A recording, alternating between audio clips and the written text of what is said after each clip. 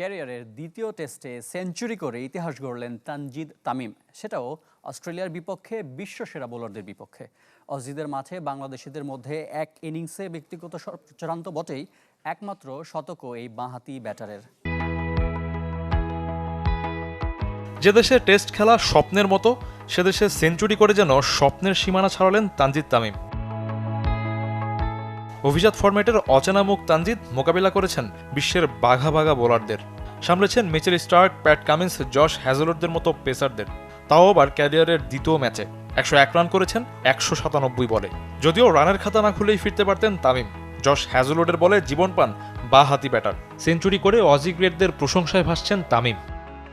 অস্ট্রেলিয়ার বিপক্ষে অস্ট্রেলিয়ার মাঠে সেঞ্চুরি করার মতো দারুণ ব্যাপার আর নেই। এখানকার কন্ডিশন বাংলাদেশের চেয়ে সম্পূর্ণ আলাদা, তবে সে চমৎকার খেলেছে। বাংলা কিউআর যেখানে, নগদ পেমেন্ট সেখানে। সারা দেশে 10 লাখেরও বেশি মার্চেন্টে নগদে পেমেন্ট করুন খুব সহজে। কি দারুণ এক মুহূর্ত! এরপর ক্যারিয়ারে তানজিদ যাই করুক না কেন, ডারউইনের সেঞ্চুরি সে কখনোই ভুলবে না। বিশ্বমানের বোলারদের বিপক্ষে চমৎকার ব্যাটিং করেছে। ক্যারিয়ারের প্রথম সেঞ্চুরির দিনে একাধিক রেকর্ড গড়েছেন তামিম। এই মুহূর্তে অজিদের মাঠে বাংলাদেশিদের মধ্যে এক ইনিংসে ব্যক্তিগত সর্বোচ্চ রান তো বটেই, একমাত্র শতকও বাঁহাতি ব্যাটারের। তার আগে সর্বোচ্চ রান ছিল হান্নান সরকারের, সেটা 2003 সালে।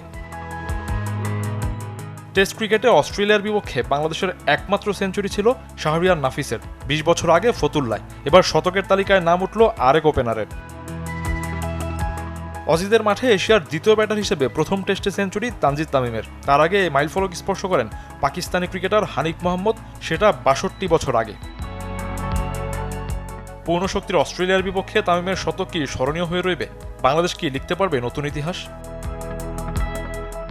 শফিউদ্দিন শাওন, চ্যানেল 24।